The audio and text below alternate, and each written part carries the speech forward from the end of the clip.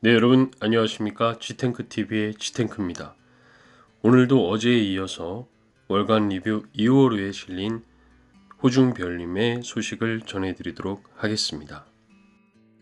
김호중은 잠을 줄일 정도로 굉장히 바쁜 스케줄 속에서도 이 음반 녹음을 끝까지 마치고 군에 입대했다. 그만큼 책임감이 강한 것이다. 김호중은 녹음할 때마다 30분 전에 미리 도착해 발성 연습을 하곤 했다. 조희경 이사에 따르면 그는 녹음을 끝까지 완주한 것에 대해 책임감을 언급했다. 팬들이 알다시피 김호중은 가장 힘든 시절 파바로티가 부른 카루소를 듣고 성악을 시작하지 않았던가. 김호중은 이렇게 말한 적이 있다. 듣는 누군가에겐 그냥 노래이지만 누군가에겐 인생이 될 수도 있다고 생각합니다. 그 인생을 반추하는 데 작은 역할이 된다면 감사하겠습니다. 팬들과의 약속입니다. 그 약속을 지키고 싶습니다. 팬들도 저에게 많은 약속을 하시고 그것을 지켜내십니다. 저 역시 마찬가지입니다. 라고 말이다. 김호중의 음반을 듣고 또 들어보았다. 2009년 SBS 놀라운 대회 스타킹에 등장했을 때, 삼성전자 서비스 센터의 창문 안에서 흘러나왔을 때 발걸음을 멈추게 했던 노래, 루치오 달라의 카루소, 그리고 그 다음에 들었던 안드레아 보첼리의 이제 다시 헤어지지 말아요가 떠올랐다. 당시 바리톤 김동규는 18살의 나이에 저런 소리를 내는 일은 찾을 수 없을 것이라고 칭찬하는가 하면, 김호중의 재능을 발견하고 정으로 대리석을 깎듯 김호중의 인성과 노래 실력을 잡아주었던 김천예고 서수영 교장선생님은 학창시절 김호중은 고등학생이 부르기에는 불가능에 가까웠던 내순 도르마를 불과 3개월 만에 소화해냈다며, 아무도 잠들지 마라, 내순 도르마를 실수 없이 완벽하게 소화해내는 게 평생 소원인 테너들도 많다며 애둘러 호평을 했다. 이미 어린 시절에 슬픔으로 할머니를 하늘나라에 보내고 힘들게 살았던 김호중이다.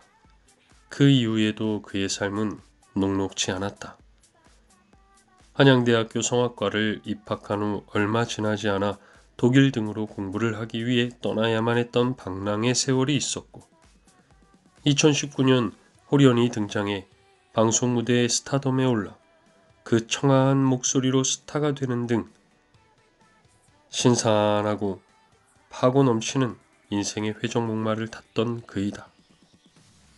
18 카루소를 부르던 그가 15년이 훌쩍 흘러 그간의 세월을 담은 오페라 아리아이기에 그의 성악에는 인생의 눅진 감동이 얼마나 담겨 있을까 무척 궁금했다.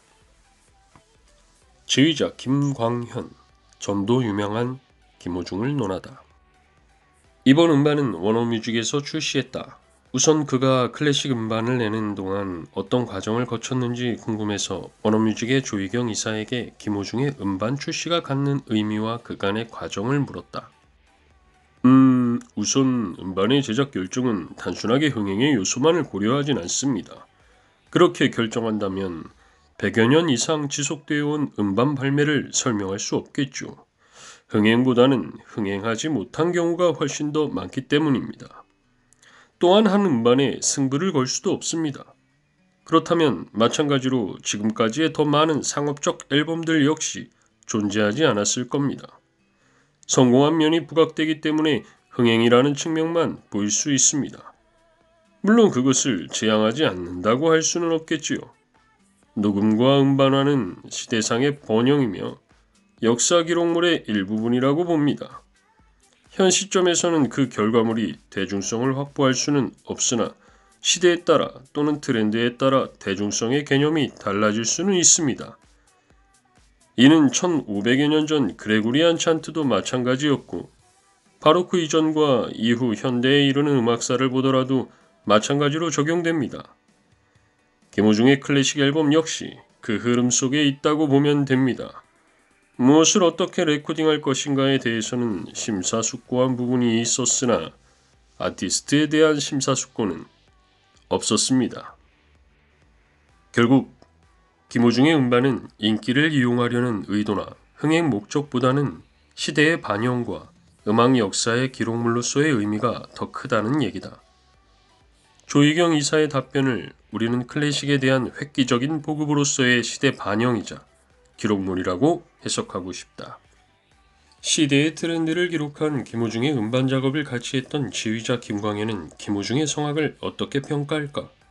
그가 팬덤에서 한 발짝 벗어난 클래식 지휘자인데다 가장 가까운 거리에서 관전했기에 그의 평가는 대단히 유효할 수 있다.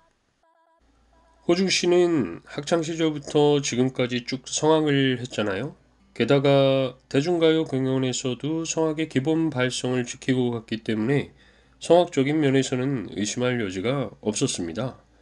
사실 음악가는 경험을 통해 성장하거든요.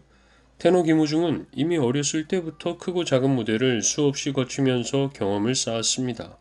무대뿐만 아니라 이번 클래식 앨범을 통해서 또 한 번 성장하는 계기가 되었겠지요. 아직 젊기 때문에 지금도 물론이지만은 앞으로가 더욱 기대되는 아주 훌륭한 테너입니다. 사실 클래식 지상주의 지휘자라면 대중가요 분야에서 스타가 된 성악가와 녹음하는 작업에 대해 멈칫했을 수도 있다. 그러나 원주 시립 오케스트라의 김광현 지휘자는 손사래를 친다. 너무 반가웠다는 것이다. 제가 늘 강조하는 부분이지만 음악가는 예술성 50%와 대중성 50%를 가져야 한다고 생각합니다. 김호중이라는 대중과 친밀한 테너가 등장했고 아리아와 깐초네라는 본인 본연의 영역인 클래식이라는 장르를 선보이는데 저로서는 무척 반가운 작업이었죠.